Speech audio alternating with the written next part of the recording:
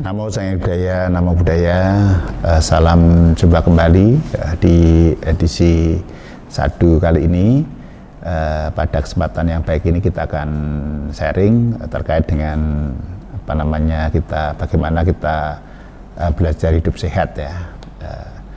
Utamanya terkait dengan yang pertama adalah utamanya kesehatan fisik, yang kedua adalah kesehatan batin ya. Terkait dengan kesehatan ini juga tidak luput dari makanan. Nah, apa yang bisa membuat sehat? Yang pertama adalah makanan, sehingga soal pola makan ini menjadi penting buat kita, karena makanan adalah salah satu upaya untuk bagaimana kelangsungan kehidupan manusia itu terus berjalan, yaitu makanan fisik, yaitu makanan terkait dengan kesehatan kita. Ya tentu kita bisa ngukur sendiri, karena sekarang tidak bisa kita menganggap makanan itu sehat buat A, belum tentu sehat buat B. Tapi bagaimana kita tahu diri, bagaimana kita menjaga pola makan kita terhadap kondisi tubuh kita masing-masing. Ini yang penting. Sehingga kalau kita menyadari bersama bahwa ketika kita ingin sehat, ya memang harus menjaga pola makan. Itu yang pertama. Yang kedua, bahwa makanan itu tidak hanya makanan untuk fisik, tetapi juga makanan untuk batin, termasuk terkait dengan makanan indera. Indera ini adalah memberikan makanan batin. Misalnya mata ini butuh makanan. Artinya ketika kita melihat, jalan-jalan ke tempat yang lain, pemandangan dan sebagainya, berarti memberikan makanan terhadap indera mata. Kemudian makanan terhadap telinga kita, misalnya mendengarkan sesuatu yang mengenakkan indera kita, utamanya telinga kita, misalnya mendengar suara yang merdu, yang indah, kemudian ungkapan-ungkapan yang positif. Ini adalah bentuk makanan untuk indera telinga kita. Termasuk kita juga memberikan makanan pada hidung, yaitu bau harum, kemudian bau yang membuat indera hidung itu lebih nyaman. Termasuk juga indera sentuhan ini butuh dikasih makanan. Kadang-kadang kan kita butuh tampil, beli baju, kemudian butuh selimut, butuh butuh cuaca yang enak, butuh AC. Ini memberikan makan indera, utamanya indera sentuhan ya. Ini yang menjadi penting. Jadi semua indera kita ini butuh makanan. Jadi makanan tidak hanya makanan fisik, termasuk makanan indera. Nah, inilah memberikan makanan indera ini terkait dengan makanan batin. Nah, dengan kita memberikan makanan indera ini artinya kalau itu berwujud kesan-kesan, jadi memberikan makanan dalam bentuk kesan-kesan batin. Nah, kesan-kesan batin itu hal-hal yang positif, yang kita pikirkan, yang kita bicarakan, yang kita dengar, yang kita lihat dari semua indera ini menjadikan makanan kesan-kesan batin, sehingga membuat diri kita atau batin kita itu bisa terbuka ketika kita mendapatkan kesan-kesan, baik itu kesan positif maupun kesan yang negatif ya. Ini semua menjadi makanan kesan-kesan batin lah. Tugas kita sebagai umat manusia bagaimana mengkondisikan batin kita itu menerima semua kesan-kesan sebagai proses penginderaan, sehingga tidak sekedar untuk memenuhi tuntutan keinginan kita, tetapi bagaimana ini menjadi kebutuhan, dan kebutuhan itu tentu ada ukurannya itu yang penting. Ini yang terkait dengan makanan kesan-kesan batin ya, yaitu makanan yang ketiga. Yang keempat adalah makanan kesadaran. Nah, makanan kesadaran ini dapat kita konsumsi ketika kita juga melatih. Kemudian utamanya yang paling mendasar adalah melatih bagaimana kita melakukan aktivitas untuk mengembangkan batin. Nah, dalam ajaran Buddha, pengembangan batin ini terkait dengan pengembangan, yaitu yang lebih populer disebut istilahnya adalah meditasi. Lebih populer lagi di Barat itu dijadikan sebagai platform untuk melatih batin itu seperti mindfulness. Ini salah satu lah. Meditasi ini kenapa menjadi penting? Karena disinilah kita akan melihat bagaimana mengatur kondisi batin kita, dan bagaimana kita melihat berbagai fenomena, utamanya perubahan. Nah, perubahan itu dapat kita ketahui, dapat kita rasakan, dapat kita maknai ketika kita tahu segala sesuatu berubah lah. proses latihan meditasi, proses latihan mindful dari momen ke momen ini menjadi penting. Mengapa? Menjadi penting karena ajaran Buddha lebih menekankan bagaimana kita memberikan makanan kepada batin kita. Dan makanan ini tidak bisa kita rasakan ketika kita tidak melakukan sendiri. Nah, praktek latihan meditasi ini butuh dipraktekkan. Nah, kita semua seringkali terjebak dengan formalitas. Orang meditasi itu dianggap hanya sekedar duduk diam, kemudian matanya terpejam, kaki kita lipat dalam bentuk sila atau padmasana. Tidak cukup itu. Jadi orang latihan untuk mengembangkan batin, latihan meditasi itu di setiap momen apapun kita bisa melatih.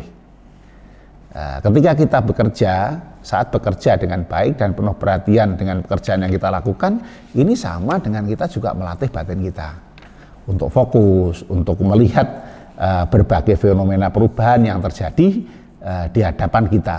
Nah, ini ketika kita banyak beraktivitas, dengan beraktivitas ini sebagai momen untuk latihan pengembangan batin kita adalah untuk melatih sadar penuh atau mindful, ini sangat bagus. Sangat bagus, sehingga kapanpun, dimanapun kita beraktivitas, kita bisa melaksanakan apa disebut dengan meditasi. Jadi meditasi memang secara tradisional harus berdiam diri dengan waktu tertentu, mengkarantina diri. Ini kalau latihan-latihan terkonsentrasi ya, latihan terkonsentrasi. Tapi kalau latihan kita menyadari perubahan, melihat perubahan yang lebih populer dalam agama Buddha disebut istilahnya adalah vipassana, ini lebih menekankan bagaimana kita melihat kekinian apa yang terjadi saat ini dan apakah perubahan-perubahan itu bisa kita maknai, bisa kita hayati sebagai proses pendalaman diri kita sehingga kita mengenal diri kita lebih mendalam. Karena pada prinsipnya orang latihan meditasi itu akan menjadikan bagaimana kita bisa melihat perubahan sebagaimana mestinya. Seringkali kita menolak perubahan. Nah, menolak perubahan itu bentuk penderitaan bagi kita sendiri. Kenapa? Karena perubahan itu adalah hukum alamiah yang terjadi setiap momen, setiap saat dalam perkembangan batin kita dari waktu ke waktu. Nah, dengan cara-cara sederhana seperti ini, meditasi bisa kita latih kapan saja, di mana saja, tidak terikat dengan tempat harus sunyi, harus di tengah hutan, tidak. Bahkan di dalam situasi keramaian pun kita bisa melatih perhatian penuh ini dengan perubahan momen ke momen, walaupun mungkin berada di tempat pesta, bahkan ada di mall, ada di tengah keramaian atau di tengah perjalanan, bahkan mungkin ikut rame-rame nonton sepak bola di lapangan, kita tetap bisa melatih perhatian penuh kita dalam momen di mana kita berada. Sehingga ketika kita sedang nonton sepak bola, ya yang kita berada di momen sepak bola, bukan kita berada di momen makan dan yang lain. Demikian pula saat kita makan berarti kita berada di momen makan. Artinya apa? Bahwa meditasi ini nampaknya kita pahami sebagai sesuatu yang sangat sulit begitu, sehingga kadang-kadang kita sendiri sudah melakukan blok terhadap mental kita sendiri. Ketika kita mau melatih meditasi itu nampaknya sudah susah, padahal meditasi bukan sesuatu yang susah. Meditasi adalah yang mudah dan ini kebutuhan. Jadi kalau tadi dalam yang pertama kita bicarakan tentang bagaimana sehat secara jasmani butuh makanan, sehat secara batin ini juga butuh makanan berupa makanan batin. Nah, makanan batin ini butuh dilatih, bukan sekedar seperti makanan fisik dikonsumsikan ya.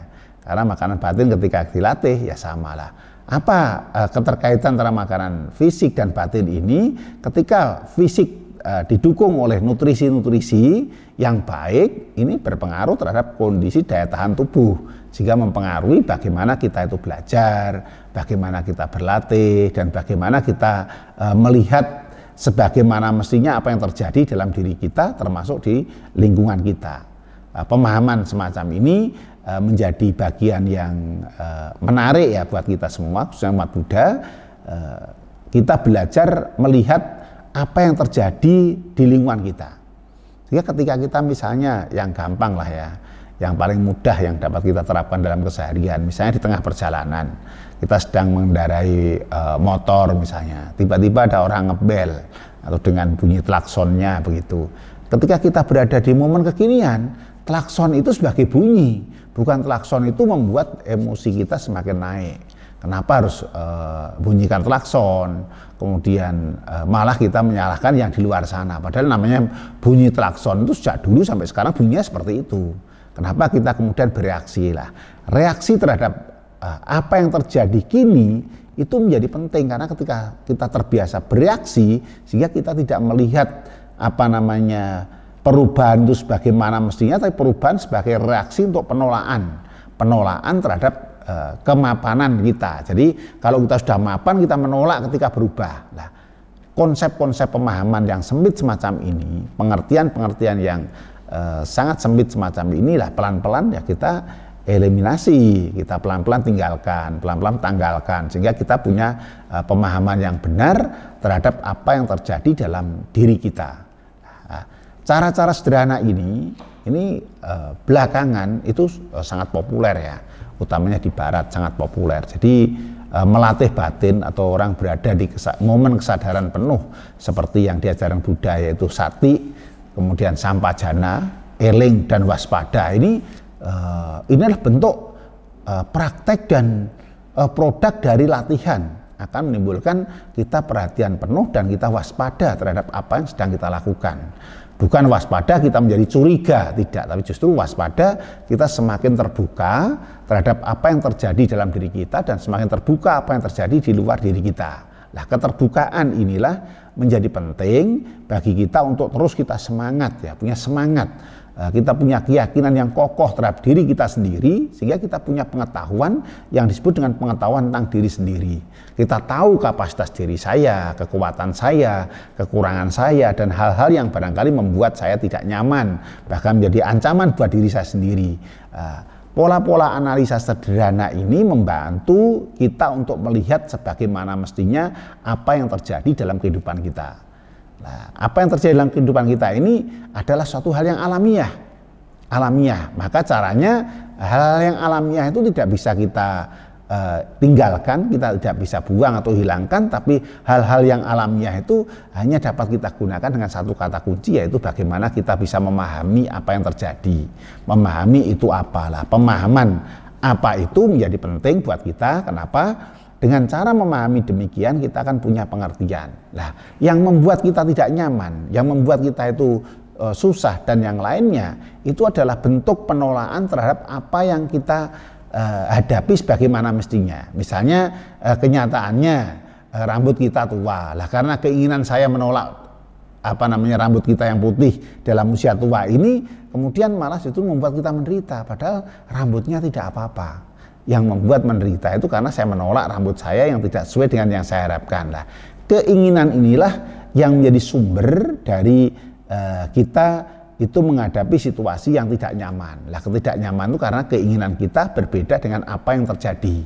Contohnya tadi ada usia tua, ada sakit, ada kita punya jerawat. Tapi cara kita menyikapinya ketika muncul tanda-tanda atau gejala-gejala itu, bahkan realita itu muncul, kita menolak dulu. Ya, yang menjadi masalah itu penolakannya, bukan terhadap subjek yang terjadi dalam kehidupan kita. Nah, cara-cara yang simpel ini membantu kita bagaimana kita terbuka dengan pengalaman diri kita dan bagaimana kita bisa maju dan berkembang dari waktu ke waktu. Nah, kemajuan-kemajuan itu siapa yang bisa ngukur? Yang bisa ngukur adalah diri kita sendiri. Sejauh mana saya bisa berjalan di atas perubahan, ibaratnya berjalan di atas jalan. Artinya apa yang terjadi dalam kehidupan kita ini, bagaimana kemampuan kita untuk bisa memaknai, kemampuan kita untuk bisa melihat proses itu sebagaimana mestinya. Dengan cara demikian kita sebagai masyarakat yang melihat perubahan dan melatih batin dengan baik, utamanya meditasi. Dan sekarang ini meditasi itu bukan saja hal yang kita menarik kita ketika kita bicarakan, tapi justru menjadi kebutuhan kita untuk praktek. Karena dengan praktek itu kita bisa merasakan langsung dibanding kita bicara dulu tanpa praktek. Nah, praktek inilah yang menjadi bagian esensi, bagian penting yang dari waktu ke waktu dapat kita latih terus-menerus, dan kita tidak henti-hentinya untuk melihat sebagaimana mestinya apa yang terjadi di lingkungan kita ini sebagai proses kita memaknai perubahan, sebagai proses kita melihat perubahan sebagaimana mestinya.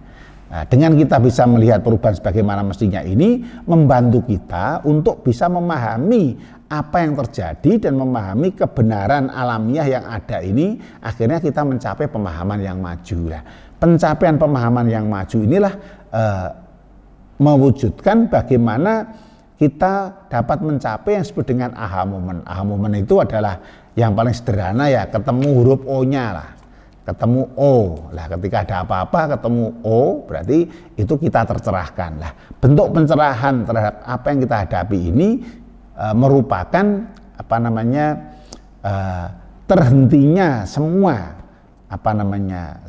apa yang kita rasakan tidak nyaman, sehingga kita punya pemahaman dan mencapai kemajuan yang berarti. Nah, pencapaian kemajuan ini atau disebut aha moment ini merupakan proses pemahaman yang mendalam yang selama ini kita pahami ketika muncul O itu hanya para arahat yang sempurna yang bisa mencapai nibbana. Tapi O bagi kita semua adalah O clear terhadap kebenaran alamiah yang terjadi setiap momen. Nah, untuk itulah maka cara pandang terhadap diri kita, pandangan yang benar itu menjadi penting ya, menjadi penting. Karena dengan kita punya pandangan yang benar, itu kita akan memiliki pikiran benar. Dari pikiran benar akan muncul ucapan, perbuatan, pencaharian, sekaligus usaha, sekaligus perhatian kita menjadi penuh dengan kesadaran, dan endingnya adalah kita bisa konsentrasi dengan baik.